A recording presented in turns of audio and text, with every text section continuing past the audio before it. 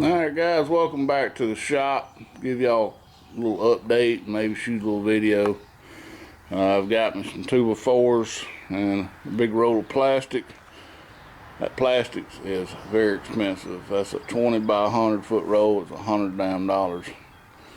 But anyway, I had to have it. So we got some 2x4s to make a frame.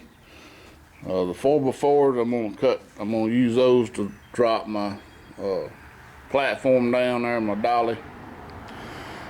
So what have I been doing? I hadn't made any videos in the past week, but I have been doing some work on this thing. And yesterday I decided I would start removing all this I guess you call it undercoating or whatever the hell it is. I don't know why this thing, it was just covered up in it. Well, I was using the grinder with the wire brush on it, as you can see, and it does a pretty good job of removing the hard stuff, but some of the stuff is still pretty tacky.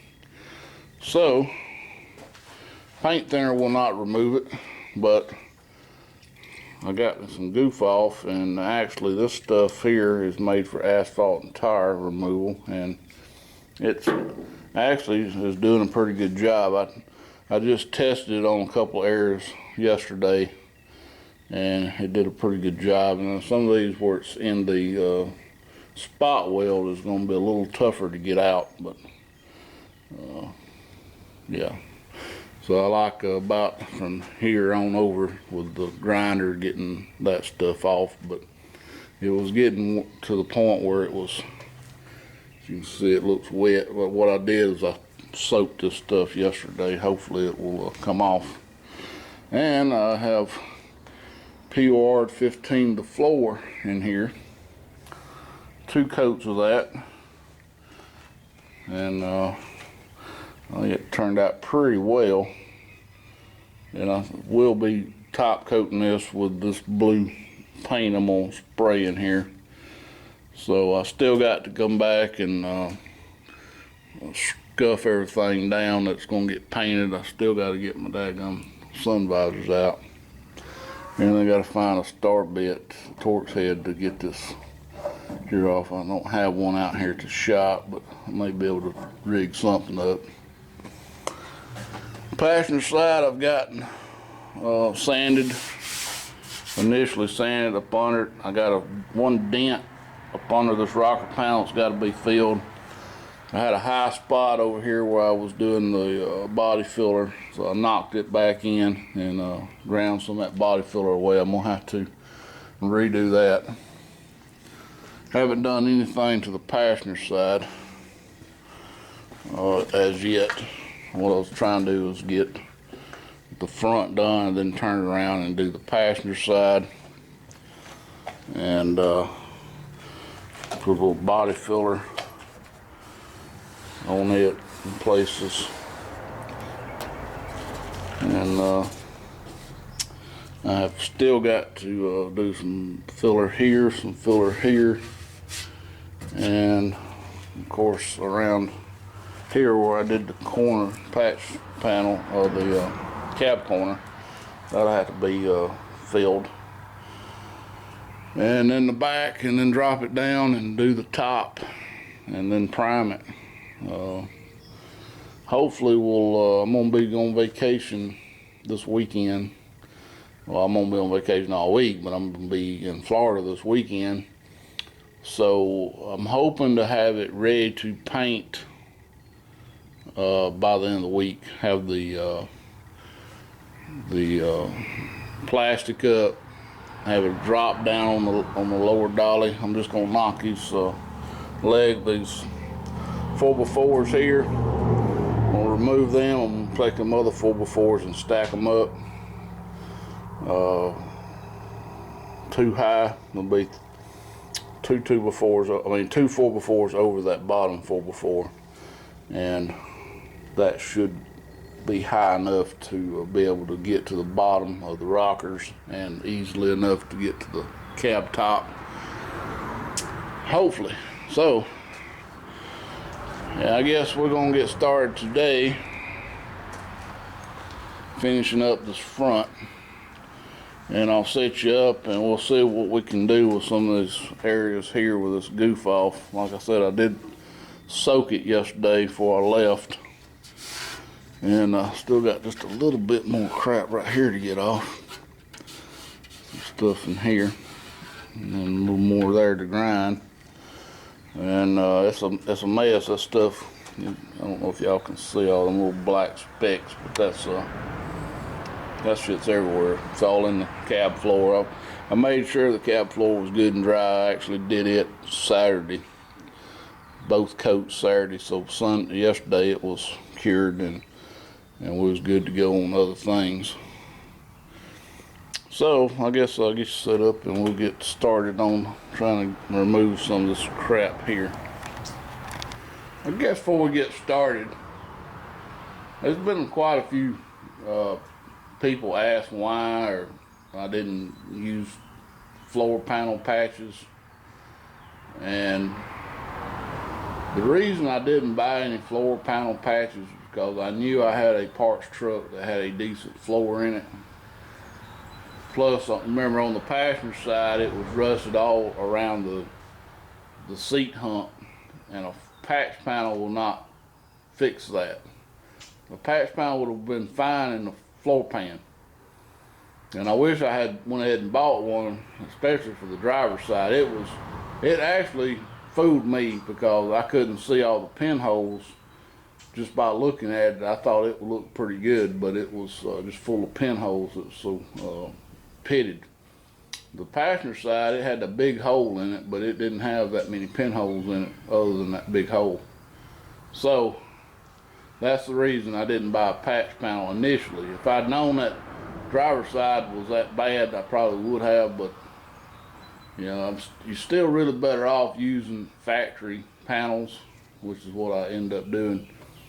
And you know, if I had been a better cutter, you know, was able to cut a little closer, there wouldn't have been no issue at all. But that's the reason I didn't use aftermarket floor patch panels, because I really didn't think I needed them.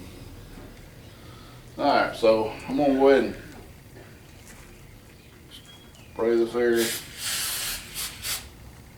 I'm just using a t-shirt.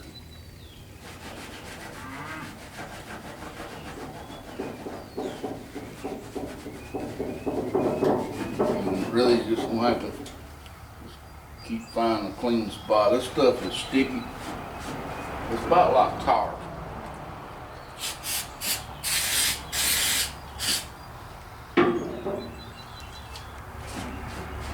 It will come off enough elbow grease, but it takes a lot of elbow grease. Might have to find me a little razor blade scraper. Might actually come in a little more handy.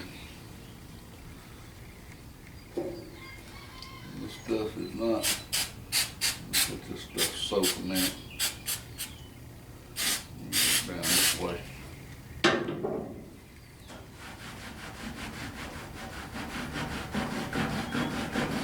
I think if this don't work, I'm gonna try some diesel fuel. I've heard it works good at removing stuff like this.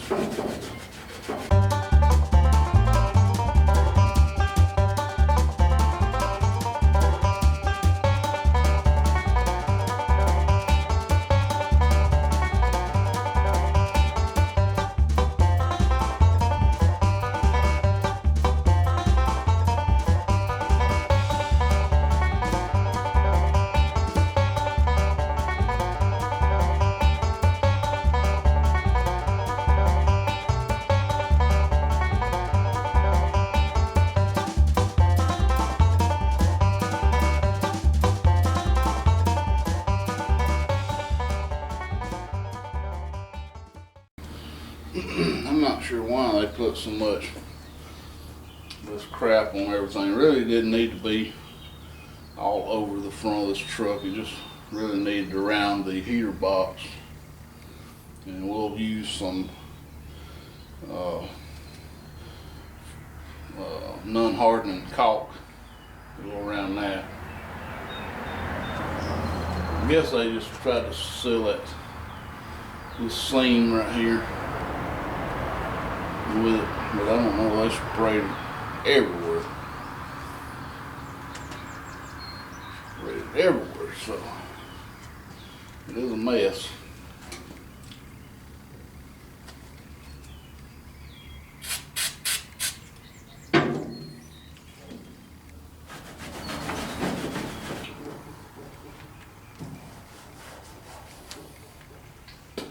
Alright, so that's how I'm removing the residue, what I call it. And it's going to take several hours to get all this clean. And I'm just using the wire wheel on the grinder to get the initial cleaning. And there's going to be a lot of spots right up in here that I cannot get to with that grinder, like up under this lip right in here. That I'll have to get my I'll have to find my little razor blade scraper and get behind that. And a lot of contours and all that in this area that's going to be difficult. So anyway guys, I'm going to shut you off right here and I'll bring you back when we get it done. Show you what it looks like. Alright guys, I just got done with what I can do with what I got. And I've scuffed it with Scotch-Brite, and the only places I couldn't get all the gook off was on top of this piece right here, and right up in there around this hole right here, around the hole. And I couldn't get my grinder, my little wire wheel in there, so I'm gonna have to come up with something different, maybe an old toothbrush or something that scrape that stuff out. But overall, I think it's turned out pretty well. I did find some Bondo, so I noticed the cab been repainted at least once. There's Bondo right up here in this dent. I'm hoping that I can pull out that dent a little more than what it is. Really, it looks like it's wore though, I don't know. So here's the dent, and it looks like it's actually worn, something worn.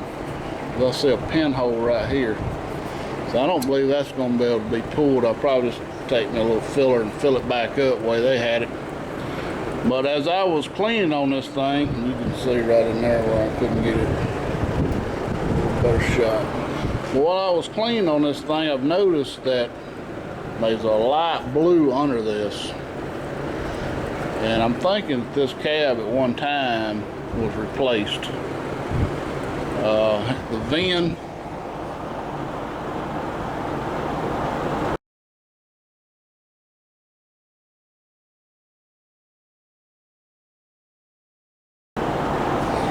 and I hadn't decoded it yet, but I got it on my phone to decode it, but I just never have got around to it. But I'm pretty sure that this cab was replaced at some point in its life. And I think this truck actually might have been in a wreck. And they must have just found another parts truck, swap bodies with it. But anyway, we'll figure out what exactly this cab is.